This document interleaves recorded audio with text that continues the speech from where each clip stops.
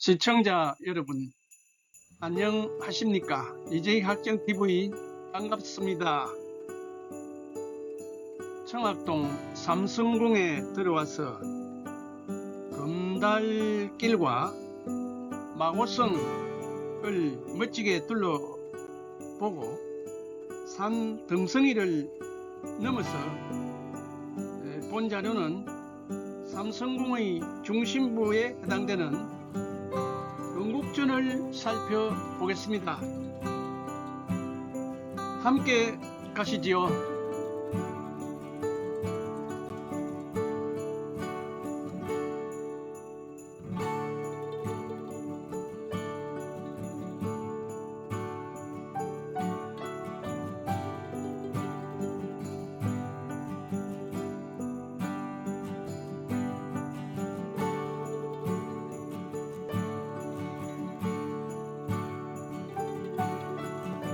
청학동 삼성궁에서 바라본 도조선 민족의 뿌리.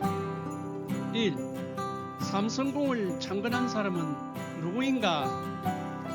한풀 선사이다. 스승 낙천 선사의 가르침을 받아 청학동에 들어와 50년 넘는 오랜 세월 동안 몇몇 제자들의 도움을 받으며 촉은 목피로 연명하면서 아주 힘들게 삼성궁을 조성하였다. 낙천선사는 한풀선사에게 무엇을 당부했다고 전하는가? 민족혼이 샘솟는 우물을 파라는 뜻의 가르침을 주었다고 전한다. 뿌리를 이런 사람들이 찾아와 정신적 목마름을 해소할 수 있는 터전을 만들라는 것이었다. 삼성궁의 삼성은 누구인가? 관인, 관웅, 당군, 우리 민족의 시조. 삼성궁이 추구하는 중심 정신은 민족의 뿌리와 정신을 되찾고 선도 문화를 계승하며 홍익 인간과 제세 이화의 정신을 현대적으로 실천하는 것이라고 정리할 수 있다.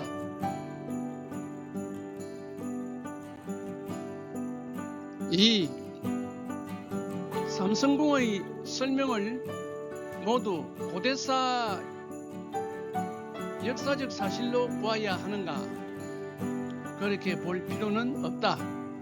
삼성궁에는 고대 문헌에 근거한 내용, 후대의 역사적 해석, 선도계의 전성, 삼성궁 자체의 사상적 상징적 해석이 함께 들어있다. 3. 삼성궁이 오늘날 갖는 의미는 우리 민족은 어디서 왔으며 어떤 정신을 이어갈 것인가를 생각하게 하는 공간이라고 할 수 있다.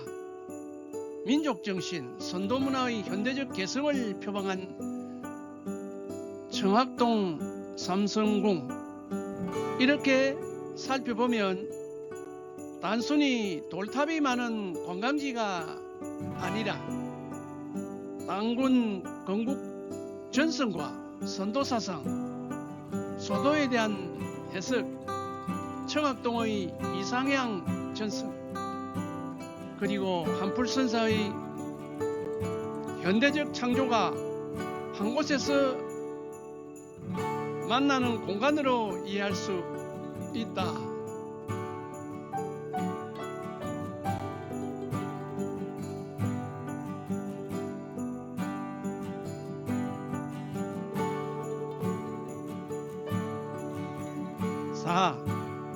고조선 남쪽에는 어떤 세력이 있었는가? 중국의 고대 사료에는 한반도 중남부와 관련하여 진국이라는 명칭이 등장한다. 그런데 청학동 일대를 선국이라 부르는 것은 고대의 공식 국명이라기보다 선도 신선 사상과 청학동의 이상향적 전통을 나타내는 상징적 표현으로 이해해야 한다.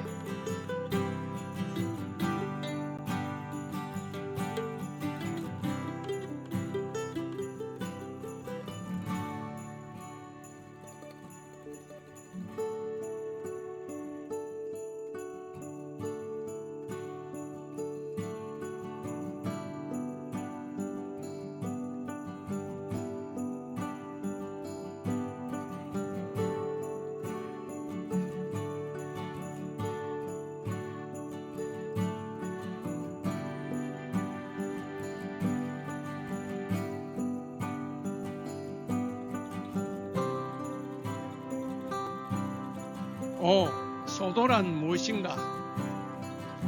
사만 사회에서 제사와 종교적 의례가 행해졌던 금기성 신성한 공간으로 중국의 고대 기록에 나타난다.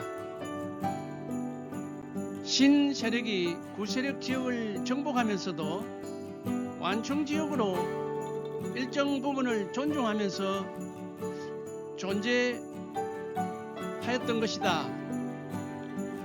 삼성궁은 고대 소도의 정신과 형태를 오늘날 되살린다는 취지에서 1500개가 넘는 수많은 소도의 솥대와 돌탑, 제2공간 등을 조성하였다. 사만의 소도를 고조선에 적용한 것은 신체의 학설을 반영한 것이다.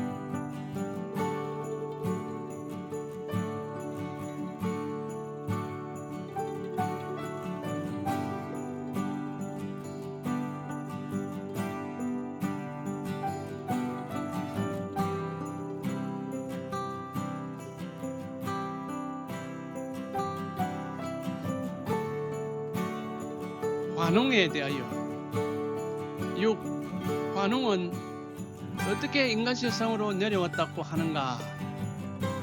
삼국유사에 따르면 환인의 서자 장자가 아닌 아들을 말합니다.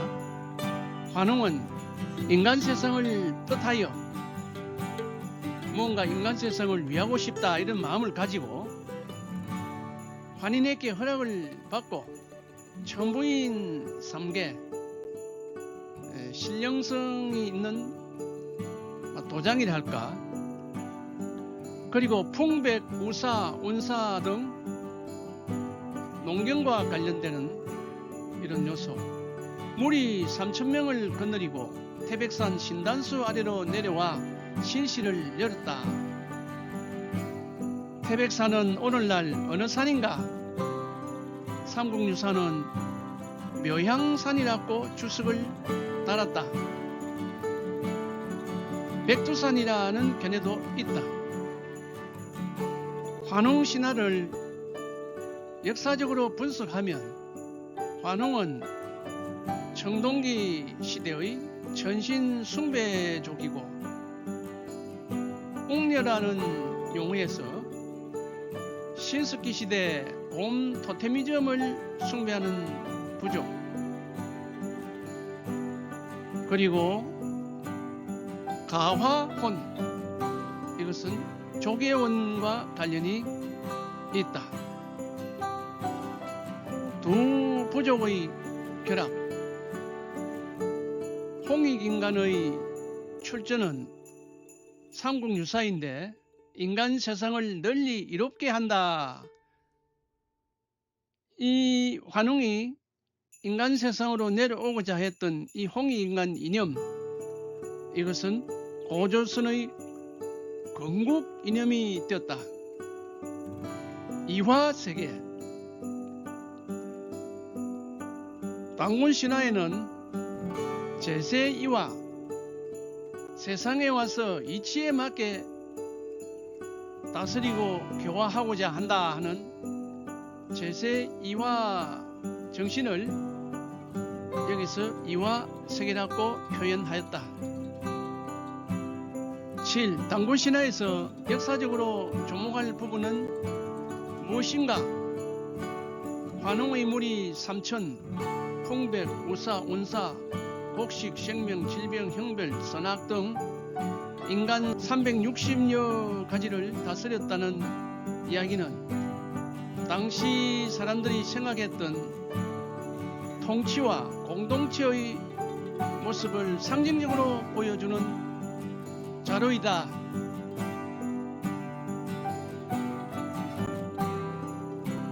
당군왕금. 8. 당군왕금은 어떤 인물인가?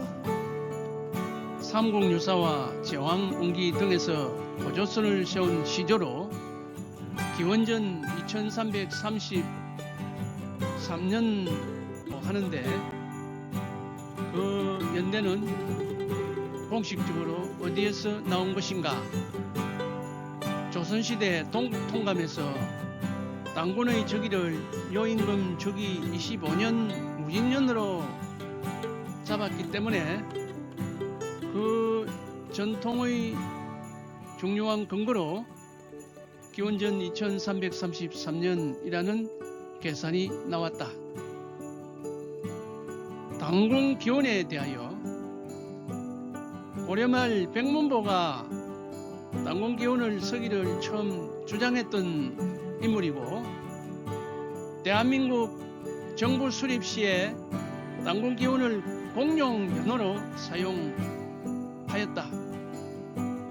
그러다가 법률 개정 1962년 1월 1일부터 세계적 추세에 맞추어 공식 연호를 서력 기원으로 변경하였다. 당군 왕금. 삼국사기에도 선인 왕검이라는 표현이 나온다.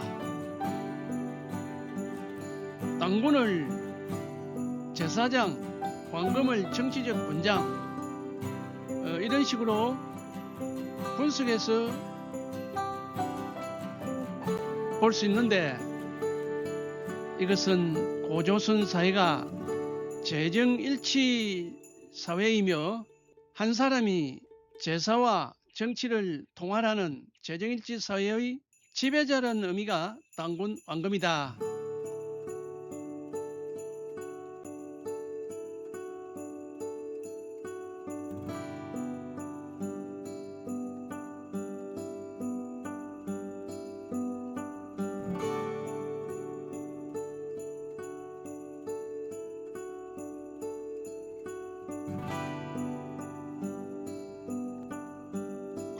우리 민족을 배달민족이라고 하는데 그것은 무슨 뜻인가? 우리 민족을 상징적으로 배달민족이라고 하는데 근대 민족의 뿌리와 정체성을 강조하면서 널리 쓰이게 되었다. 배달의 어원은 무엇인가? 맑다, 밝은 땅이라는 것이 음으로 변했다. 박달을 거쳐 박달나무와 관련되었다는 해석도 있다. 박달나무는 제왕운기에 당군할 때 단자를 박달나무 단자로 서서 표기하였다. 삼국유사는 신단수 할 때 나는 재단 단자이다. 줄거리는 대개 역사에서 삼국유사의 줄거리를 채택하면서 당군이라는 용어를 쓸 때는 단자는 제왕운기의 박달나무 단자를 표기하는 것으로 통용되고 있다.